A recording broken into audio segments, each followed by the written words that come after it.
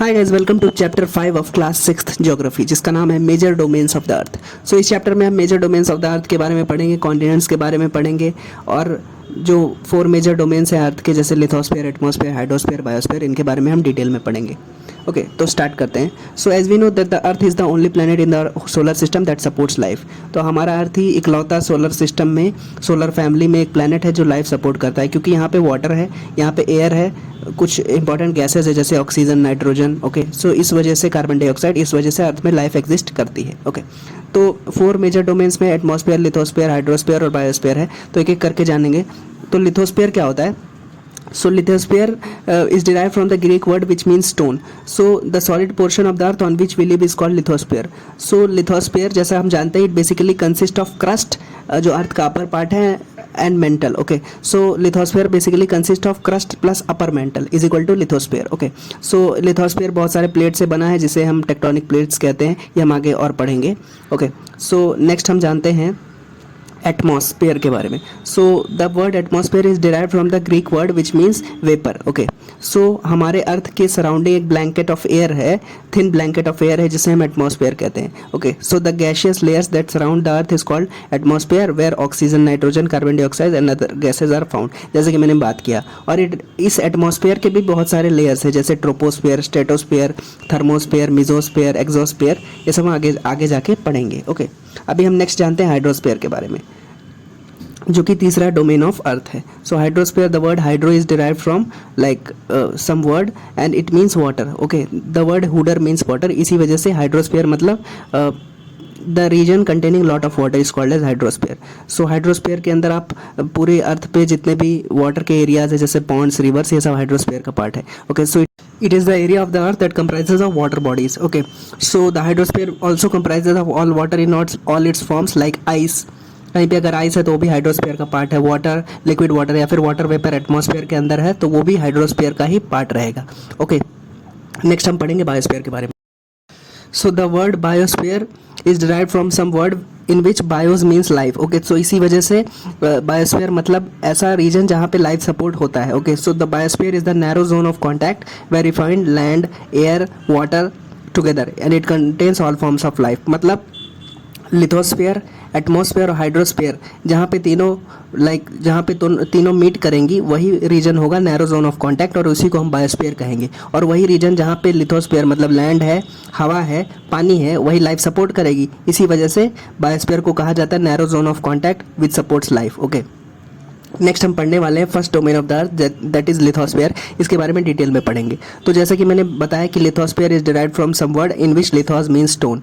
So the solid portion of the earth is called as lithosphere, और lithosphere का part रहेगा crust plus upper part of the mantle, ये is equal to lithosphere. तो crust plus upper part of the mantle is equal to lithosphere. Okay, so lithosphere is made up of large number of plates, जैसे हम tectonic plates कहते हैं, और ये like मॉल्टन लावा के ऊपर घूमती रहती है और हमेशा मूव करती रहती हैं टेक्टोनिक प्लेट्स, जिससे मिल करके लिथोस्फीयर बना हुआ है। Okay, so it consist of rocks of the earth crust and also the thin layer of soil that contains nutrient elements which sustains organisms. मतलब लिथोस्फीयर के अंदर आएगा rocks of the earth crust plus thin layer of soil, मतलब जो top soil रहेगी वो, ये सब लिथोस्फीयर का पार्ट है। ओके, सो अर्थ सरफेस भी लिथोस्फीयर का ही पार्ट है। So there are mainly 2 divisions of the earth surface, that is continents and ocean basis, क्योंकि कॉन्टिनेंट्स और ओशियन बेसिस जो हैं वो लिथोस्फीयर के ऊपर ही तो है। इसी वजह से there are 2 main divisions of the earth surface, that is continents and ocean basis. So continents क्या है? जैसे हम जानते हैं continents are large land masses जहाँ पे कंट्रीज एग्जिस्ट करती है, and ocean basins are huge water bodies जहाँ पे ओशियंस और सीज एग्जिस्ट करते हैं। ओके, और अगर आपको किसी भी जगह का एलिवेशन जानना रहे कि कोई भी जगह कितनी ऊंची है, तो आप हमेशा एलिवेशन ऑफ लैंड मेजर करते हैं सी लेवल से। सी लेवल से इस वजह से मेजर किया जाता है किसी भी जगह का एलिवेशन, क्योंकि सी वाटर है ना, उसका हाइट या फिर उसका लेवल हमेशा सेम रहता है, चेंज नहीं होता है। ओके, मान लेते हैं आपने किसी पॉन्ड को ले लिया रेफरेंस पॉइंट कि ये तालाब है, इससे कोई भी जगह कितनी ऊंची रहेगी हम जानेंगे। लेकिन अगर बारिश नहीं हुई 2 साल तो तालाब सूख गया, तो आप क्या करेंगे? इसी वजह से एलिवेशन ऑफ लैंड हमेशा सी से मेजर किया जाता है। ओके, क्योंकि उसका लेवल हमेशा सेम रहेगा, बारिश हो ना हो, कुछ भी हो, उसका लेवल हमेशा कांस्टेंट रहेगा, इसी वजह से यूज़ होता है। सो जैसा कि हम जानते हैं the highest peak on the earth is called mount Everest. तो माउंट एवरेस्ट दुनिया की सबसे ऊंची चोटी है और जिसकी हाइट है 8,848 metre. Okay, and it is above the sea level. Sea level से जैसे मैंने बताया मेजर किया जाता है क्योंकि उसका लेवल हमेशा कांस्टेंट रहता है। Okay, so Edmund Hillary and Tenzing Norgay Sherpa, जो कि इंडियन थे, Tenzing Norgay Sherpa, they were the first man to climb the Mount Everest on 29 May 1953। फिर उसके बाद में बहुत सारे लोग गए लेकिन सबसे पहले यही लोग थे, एडमंड हिलेरी और तेंजिंग नोर्गे शेरपा, जिसमें से तेंजिंग नोर्गे शेरपा थे वो इंडियन थे। ओके, अभी हम जानेंगे लिथोस्फीयर के ही अंदर कॉन्टिनेंट्स और ओशियंस हैं, तो हम एक एक करके कॉन्टिनेंट्स के बारे में, सभी कॉन्टिनेंट्स के बारे में जानेंगे। ओके, क्योंकि ये भी लैंड फॉर्म्स का ही पार्ट है। ओके, लिथोस्फीयर का ही पार्ट है। ओके, तो सबसे पहले एक एक करके सभी कॉन्टिनेंट्स के बारे में जानेंगे। तो बेसिकली देयर आर 7 कॉन्टिनेंट्स, जैसे कि Asia, Europe, Africa, north America, south America, Australia और अंटार्कटिका। तो सबसे पहले जानते हैं एशिया के बारे में। तो जैसे कि हम जानते हैं एशिया, हमारा देश इंडिया एशिया में ही सिचुएटेड है। सो Asia is the largest continent. तो सबसे बड़ा कॉन्टिनेंट है एशिया और ये एग्जिस्ट करता है ईस्टर्न हेमिस्फीयर में। मतलब हमारा अर्थ में 2 हेमिस्फीयर है, नॉर्थन हेमिस्फीयर और southern hemisphere, based on equator. मतलब इक्वेटर से नॉर्थ में हम पढ़ते हैं तो नॉर्थन हेमिस्फीयर का पार्ट, और उस नॉर्थ हेमिस्फीयर में भी ईस्टर्न साइड में हम रहते हैं। तो Asia is situated basically in the eastern hemisphere. And the Tropic of Cancer, जो कि एक लैटिट्यूड है, इंपॉर्टेंट लैटिट्यूड है, 23.5 डिग्री लैटिट्यूड, वो पास करता है एशिया से। Okay, so the Tropic of Cancer passes through Asia. Okay, next continent है Europe. Okay, so Europe is situated in the western side of Asia and the Arctic Circle passes through Europe. तो Arctic Circle basically Europe से pass होता है 66.5 degree north. मतलब इसी वजह से ये आर्कटिक रीजन के करीब है, इसी वजह से यूरोप में ज़्यादा ठंड रहती है। ओके, अभी नेक्स्ट कॉन्टिनेंट जिसके बारे में हम पढ़ेंगे उसका नाम है अफ्रीका। सो जैसे कि आप जानते हैं कि अफ्रीका बहुत गर्म कॉन्टिनेंट है, इस वजह से क्योंकि 0 डिग्री जो लैटिट्यूड है या फिर इक्वेटर जो कि सेंटर ऑफ अर्थ से पास होता है, वो सेंटर ऑफ अर्थ पड़ता है अफ्रीका में ही। इसी वजह से इक्वेटर पास करता है, मतलब इक्वेटर को 0 डिग्री लैटिट्यूड माना गया है। And it is very hot because sun rays directly यहाँ पे पड़ती रहती हैं। And we know that Africa is the second largest continent after Asia. मतलब दूसरे नंबर पे जो कोई साइज में अगर देखा जाए तो Africa is the second largest continent. And Africa is the only continent through which Tropic of Cancer also passes 23.5 degree north, Tropic of Capricorn also passes which is 23.5 degree south, and equator also passes which is 0 degree latitude. Okay, so ये तीनों पास करते हैं Africa से।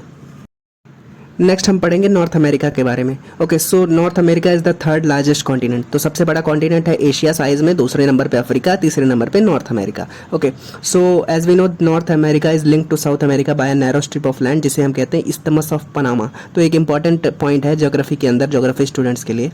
Okay, तो आप पढ़ सकते हैं, एग्जाम में आ सकता है, इस्थमस ऑफ पनामा। नॉर्थ और साउथ अमेरिका को नैरो स्ट्रिप ऑफ लैंड जो जोड़ता है उसी को कहा जाता है isthmus of Panama. Okay, so this continent lies completely in the northern and western hemisphere. मतलब नॉर्थन हेमिस्फीयर में नॉर्थ अमेरिका पड़ता है और ये basically western side of northern hemisphere में पड़ेगा। ओके, इसी वजह से हमारा जो एशिया है वो ईस्टर्न साइड में पड़ेगा नॉर्थ हेमिस्फीयर के, इसी वजह से वो ईस्टर्न हेमिस्फीयर में पड़ता है। Okay, so North America it is surrounded by Pacific Ocean on one side and Atlantic Ocean on the other side. Okay, so जो नॉर्थ अमेरिका है उसके ईस्टर्न साइड में अटलांटिक ओशियन है और नॉर्थ अमेरिका के वेस्टर्न साइड में Pacific Ocean है। Okay, और पैसिफिक ओशियन जैसा कि हम जानते हैं कि सबसे बड़ा ओशियन है, सबसे बड़ा प्रशांत महासागर जिसे हम कहते हैं, दुनिया का सबसे बड़ा ओशियन वही है। नेक्स्ट कॉन्टिनेंट जिसके बारे में हम पढ़ेंगे उसका नाम है south America. Okay, so south America it is lies mostly in the southern hemisphere, इसी वजह से इसका नाम साउथ अमेरिका पड़ा। ओके, सो साउथ अमेरिका नॉर्थ अमेरिका के साउथ पार्ट में पड़ेगा, इसी वजह से इसको साउथ अमेरिका कहते हैं। तो south America has the world largest river Amazon. जैसे हम जानते हैं अमेजॉन रिवर दुनिया की सबसे बड़ी नदी है, वो साउथ अमेरिका में ही सिचुएटेड है। और दुनिया की सबसे लॉन्गेस्ट माउंटेन रेंजेस जो है ना, माउंटेन्स की एक समझ सकते हैं पूरी फहरिस्त माउंटेन्स की। तो जो दुनिया के सबसे वर्ल्ड्स लॉन्गेस्ट माउंटेन रेंजेस हैं, जिसे एंडीज माउंटेन रेंजेस कहते हैं, वो भी साउथ अमेरिका में सिचुएटेड है, नॉर्थ से साउथ के डायरेक्शन में। तो साउथ अमेरिका में 2 इंपॉर्टेंट चीज़ें आपने देखी, एक तो अमेजॉन रिवर जो दुनिया की सबसे बड़ी नदी है, और अमेजॉन फॉरेस्ट भी यहाँ पे है, जिसे हम कहते हैं लंग्स ऑफ द अर्थ। मतलब जो पूरी दुनिया का ऑलमोस्ट 1/4 ऑक्सीजन इधर अमेजॉन फॉरेस्ट से ही आता है, जो कि साउथ अमेरिका में सिचुएटेड है। और अमेजॉन रिवर जो दुनिया की सबसे बड़ी नदी है वो भी साउथ अमेरिका में सिचुएटेड है। और दुनिया की जो सबसे लॉन्गेस्ट मतलब जो सबसे लंबे माउंटेन रेंजेस हैं, एंडेज माउंटेन रेंजेस, ये भी साउथ अमेरिका में ही सिचुएटेड है। तो ये इंपॉर्टेंट एक कॉन्टिनेंट है। नेक्स्ट हम पढ़ेंगे ऑस्ट्रेलिया के बारे में। ओके, सो ऑस्ट्रेलिया को हम आइलैंड कॉन्टिनेंट भी कहते हैं। इस वजह से आइलैंड कॉन्टिनेंट कहते हैं because it is completely surrounded by water on all sides. So Australia lies in the southern hemisphere, तो इक्वेटर के साउथ साइड में पड़ता है and it is the smallest continent. Australia सबसे छोटा कॉन्टिनेंट है, सातों कॉन्टिनेंट में सबसे छोटा साइज़ में ऑस्ट्रेलिया है and it is surrounded by ocean on all sides, इसी वजह से इसे आइलैंड कॉन्टिनेंट कहते हैं। और basically it is close to Antarctica, इसी वजह से यहाँ पे काफ़ी ठंड भी पड़ती है ऑस्ट्रेलिया में। नेक्स्ट हम पढ़ेंगे जो लास्ट कॉन्टिनेंट है अंटार्कटिका। सो अंटार्कटिका जैसा हम जानते हैं साउथ पोल के करीब है and the South Pole passes through the centre of Antarctica and as it is present in the south polar region, यहाँ पे हमेशा पूरे 12 महीना यहाँ पे परमानेंटली थिक आइस कैप्स रहते हैं, मतलब हमेशा यहाँ पे बर्फ़ जमी रहती है और हमेशा यहाँ पे बर्फ़ जमी रहती है, ठंडी ठंडी हवाएं चलती है, बर्फीली हवाएं, इसी वजह से यहाँ पे लाइफ पॉसिबल नहीं है। तो इसी वजह से अंटार्कटिका में परमानेंट ह्यूमन सेटलमेंट्स नहीं है। ह्यूमन सेटलमेंट्स हैं थोड़े बहुत, लेकिन वो बेसिकली रिसर्च पर्पसेस के लिए, जैसे इंडिया ने भी अपना रिसर्च स्टेशन अंटार्कटिका में इंस्टॉल किया है जिसमें 2 रिसर्च स्टेशन है, एक का नाम मैत्री है, दूसरे का नाम है दक्षिण गंगोत्री। ओके, अभी हम जानेंगे दूसरे जो डोमेन ऑफ अर्थ है जिसके नाम है हाइड्रोस्फीयर। हमने लिथोस्फीयर के बारे में पढ़ा, उसके अंदर कॉन्टिनेंट्स के बारे में पढ़ा। अभी हम जानेंगे सेकंड डोमेन ऑफ द अर्थ जिसका नाम है हाइड्रोस्फीयर। सो हाइड्रोस्फीयर में hydro means water, okay, sphere मतलब जहाँ पे वो सिचुएटेड है, तो ऐसा एरिया जहाँ पे पानी ही पानी है उसे हाइड्रोस्फीयर कहा जाएगा। सो हाइड्रोस्फीयर के अंदर सब कुछ आ जाएगा, जैसे कि ponds, rivers, lakes, seas, oceans, canals, ये सब हाइड्रोस्फीयर का ही पार्ट है। ओके, सो जैसे कि हम जानते हैं कि अर्थ को ब्लू प्लैनेट कहा जाता है क्योंकि 70% of the earth is covered with water, इसी वजह से इसे ब्लू प्लैनेट कहा जाता है and the rest of the space is surrounded by land, मतलब 70% पानी है, 30% लैंड मास है। Okay, so the hydrosphere basically comprise of water bodies like lakes, rivers, जैसे कि मैंने बताया, ice in glaciers, underground water, वो भी हाइड्रोस्फीयर का पार्ट है। अगर ज़मीन के नीचे पानी है तो वो भी हाइड्रोस्फीयर का पार्ट है। वाटर वेपर मतलब पानी भाप के फॉर्म में अगर है वो भी एटमॉस्फेयर में, वो भी हाइड्रोस्फीयर का ही पार्ट है। ओके, सो अभी हम जानेंगे कि जैसे कि मैंने बात किया कि हमारे अर्थ का 70% पानी, लाइक 70% एरिया पानी से भरा हुआ है, फिर भी यहाँ पे हमारे अर्थ में पानी की कमी क्यों है, मतलब बड़े बड़े शहरों में और अलग अलग जगहों पे पानी की कमी क्यों है। तो ये सब जानते हैं हम कि it is because 97% of the earth's water is present in oceans and seas, मतलब जो पूरे अर्थ का 70% पानी है और उस पानी में से 70% पानी में भी 97% जो पानी का लाइक वाटर है वो सॉल्टी वाटर है। Okay, and it is saline and it is unfit for human consumption. इसी वजह से कहा जाता है कि पानी की शॉर्टेज है हमारे शहरों में और अलग अलग जगहों पे, क्योंकि जो पीने वाला पानी है ना उसकी मात्रा बहुत कम है। So there are few fresh water sources like glaciers and ice caps, और कुछ फ्रेश वाटर सोर्सेज है जैसे नॉर्थ पोल और साउथ पोल में, तो हमारे लिए इनएक्सेसिबल है, हम वहाँ पहुँच नहीं सकते, तो इस वजह से भी पानी की शॉर्टेज रहती है, क्योंकि फ्रेश वाटर जो है रिवर्स में, ग्लेशियर्स में, वो बहुत कम है।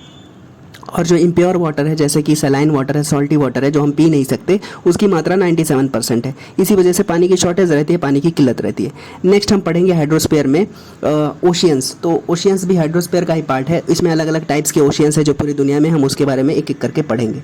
So the ocean waters are interconnected, जैसा हम जानते हैं कि एक ओशियन में अगर कुछ होता है तो दूसरे ओशियन में भी उसका कुछ संबंध रहता है, सुनामी वगैरह या फिर और कुछ हुआ रहता है, क्योंकि ओशियन वाटर्स कनेक्टेड है ना एक दूसरे से, वहाँ पे कोई डिवीजन तो है नहीं कि जैसे कि देशों में जैसे होता है। So the ocean waters are all interconnected and always moving, ocean water हमेशा मूव करते रहते हैं। So there are basically 3 chief movements of ocean waters like waves, tides, ocean currents. तो ये सब 3 like movements of ocean water हैं जिनका नाम है tides, ocean currents and waves. Okay, so इन तीनों फॉर्म में ओशियंस के पानी मूव करते रहते हैं।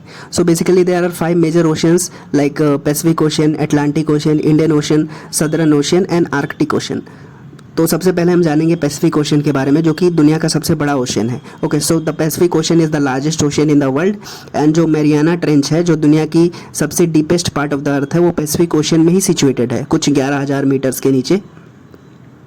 So the Pacific ocean is almost circular in shape. तो अगर आपको ऊपर से ग्लोब में अगर आप देखेंगे सैटेलाइट वगैरह से, तो पैसिफिक ओशियन का जो आपको शेप दिखेगा वो सर्कुलर शेप में दिखेगा। ओके, सो पैसिफिक ओशियन के बाद में अगर कोई सबसे बड़ा ओशियन है वो है Atlantic ocean. So the Atlantic Ocean is the second largest ocean and it is S shaped. जैसे कि हमने जाना था कि पैसिफिक ओशियन सर्कुलर शेप में है, सर्कुलर शेप का कुछ बनाता है, और अटलांटिक ओशियन जो है एस शेप में है, एस शेप में। Okay, the coast line of Atlantic Ocean is highly indented. जो इसकी कोस्ट लाइन है अटलांटिक ओशियन, जो कोस्ट लाइन बनाती है, मतलब जो देश उसके अराउंड सिचुएटेड है ना, वो हाईली इंडेंटेड है कोस्ट लाइन इसकी। सो इरेगुलर कोस्ट लाइन है, इंडेंटेड कोस्ट लाइन है, इसी वजह से मतलब जो शिप्स वगैरह हैं उनको डॉक करने में ईजी रहता है। इसी वजह से this irregular and indented coast line provides ideal location for natural harbours and ports. इसी वजह से अटलांटिक ओशन जिस जिस देशों के अराउंड है ना, वहाँ पे अच्छे पोर्ट्स बन सकते हैं, क्योंकि ये ऐसी कोस्ट लाइन बनाती है जो कि हाईली इंडेंटेड रहती हैं, इरेगुलर रहती हैं। इसी वजह से शिप्स वगैरह वहाँ पे इजीली डॉक हो सकती हैं।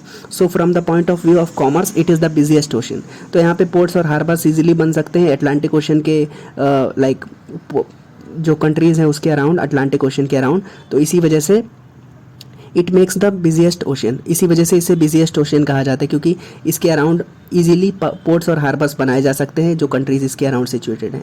तो यहाँ पे बिजनेस ट्रेड वगैरह आराम से होता है, इसी वजह से पोर्ट से बिजनेस आराम से होता है। इसी वजह से from the point of view of trade it is the busiest ocean. अभी हम नेक्स्ट पढ़ेंगे इंडियन ओशन के बारे में। ओके, सो इंडियन ओशन जैसे हम जानते हैं कि हमारे देश के नाम पे पड़ा है, इंडिया के नाम पे पड़ा है। So Indian Ocean is named after India and the shape of the Indian Ocean is triangular in shape. So Indian Ocean is bounded by Asia in the north, Africa in the west and Australia in the east. मतलब अगर आप देखेंगे Indian ocean को, तो Indian ocean के ऊपर मतलब north side में एशिया है, इंडिया है हमारा देश है, वेस्टर्न साइड में अफ्रीका है, और उसके ईस्टर्न साइड में आप देखेंगे तो ऑस्ट्रेलिया है। ओके, अभी हम जानेंगे नेक्स्ट ओशन जो है वो सदर्न ओशन है। तो it's this Southern Ocean it encircles Antarctica and it extends northwards to 60 degree south latitude. मतलब ये जो सदर्न ओशन है ये अंटार्कटिका के अराउंड है। तो जो अंटार्कटिका कॉन्टिनेंट है ना साउथ पोल में, उसके अराउंड जो ओशन है उसका नाम है Southern Ocean and it extends up to 60 degree south latitude. मतलब इक्वेटर से 60 डिग्री साउथ लैटिट्यूड अब अगर आप जाएंगे तो आपको सदर्न ओशन मिलेगा। ओके, लास्ट ओशन जिसके बारे में हम पढ़ेंगे जो 5वां ओशन है, आर्कटिक ओशन। सो आर्कटिक ओशन आर्कटिक सर्कल के पास में है, सदर्न ओशन अंटार्कटिका के पास में है। Okay, so the Arctic Ocean it surrounds the North Pole. So Arctic region हम जानते हैं कि नॉर्थ साइड में है, इक्वेटर के नॉर्थ साइड में है, इसी वजह से Arctic Ocean surrounds the Arctic Circle. तो and it surrounds the North Pole. तो नॉर्थ पोल के अराउंड आर्कटिक ओशन है। Okay, so this Arctic Ocean is connected to Pacific Ocean. जैसे मैंने कहा था कि ओशन सब कनेक्टेड हैं, so this Arctic Ocean is connected to Pacific Ocean by narrow stretch of shallow water is called as Bering straight. So Bering Strait एक shallow water body है जो पैसिफिक ओशन और आर्कटिक ओशन को connect करती है। तो ये geography के पॉइंट ऑफ व्यू से बहुत इंपॉर्टेंट है Bering straight. So third domain of earth जिसके बारे में हम पढ़ेंगे इसका नाम है atmosphere. Okay, so atmosphere is a thin layer of gas that surrounds the earth. जैसे मैंने कहा था it is a thin blanket of air that surrounds the earth, जिसे हम एटमॉस्फेयर कहते हैं। So atmosphere provides us with the air that we breathe and atmosphere also protects us from the harmful ultraviolet rays of the sun. मतलब UVA, UVB, UVC इन सब raise से protect करता है हमारा एटमॉस्फेयर। ओके, सो एटमॉस्फेयर के भी बहुत सारे लेयर हैं जैसे troposphere, stratosphere, mesosphere, thermosphere, exosphere. So atmosphere extend करता है to a height of 1600 kilometre and it is divided into 5 layers जैसे कि मैंने बताया था। And all the weather phenomena occur like precipitation, storms, तूफान, ये सब एटमॉस्फेयर के अंदर ही होता है। ये सब ट्रोपोस्फेयर में होता है जो कि एटमॉस्फेयर की सबसे नीचे वाली लेयर है। सो सारे वेदर फिनोमिना ट्रोपोस्फेयर में ही होते हैं। So the troposphere consist of nearly all the earth's water vapour for cloud formation. इसी वजह से ट्रोपोस्फेयर वाले एरिया में ही बारिश होती है। So the temperature decreases with increasing altitude. मतलब जैसे जैसे आप ऊपर जाते जाएंगे ज़मीन से, टेम्परेचर घटता जाएगा, ठंडी होती जाएगी। And we know that the atmosphere is composed of large variety of gases like nitrogen, oxygen, जो कि सर्वाइवल के लिए नेसेसरी है।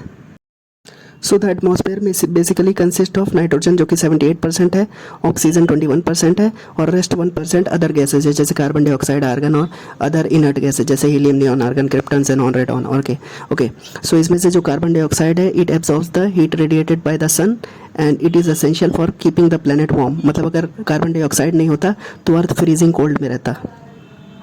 And the stratosphere is ideal for flying aircraft. Okay, so जो सेकंड लेयर है एटमॉस्फेयर का, stratosphere, वहाँ पे एयरक्राफ्ट उड़ते रहते हैं।